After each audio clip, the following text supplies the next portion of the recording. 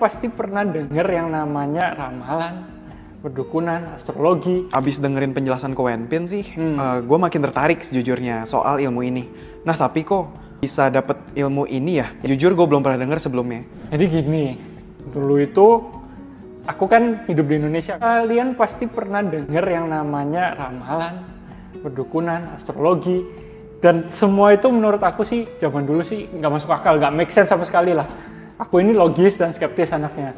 Apa sih, kok orang bisa tahu masa depan, orang bisa bikin prediksi dan lain-lain. Itu mungkin cuman suatu seni kayak sulap gitulah. Menurutku dulu begitu. Akhirnya aku kuliah di Tiongkok. Jadi aku dapat beasiswa, scholarship, kuliah di sana.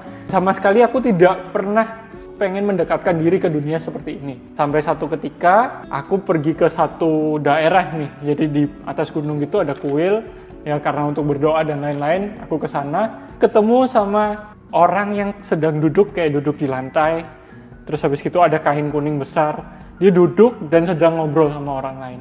Ternyata yang dia lakukan adalah menghitung Pakzi namanya. Kalau di Tiongkok itu namanya Suanming Guamia. Aku lihat-lihat ini orang ngapain ya kan. Dua orang lagi ngobrol. Aku dengar samar-samar ngasih tahu ini hati-hati atau ini itu. Kliennya udah pergi, aku ditanyain mau hitung juga nggak? Aku bilang nggak. Aku mah nggak percaya beginian. Nggak usah, thank you. Aku bilang begitu. Terus aku mau pergi. Dia stop. Dia bilang, kamu mau belajar aja nggak?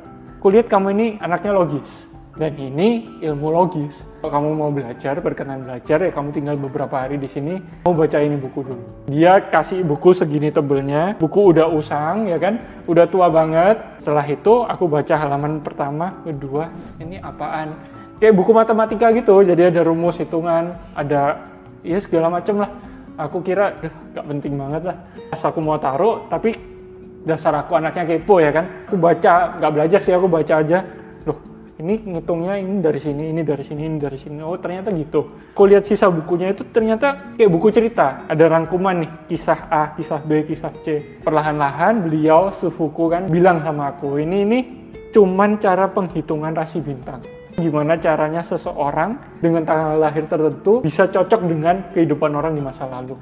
Ternyata balik ke Indo, terus habis itu ada orang iseng-iseng tanya, aku hitung-hitungin, dan ternyata itu membantu kehidupan mereka meskipun nggak besar. Akhirnya baru menyadari ini ilmu yang bisa bermanfaat lah buat orang lain. Dan aku kurang lebih seperti itu.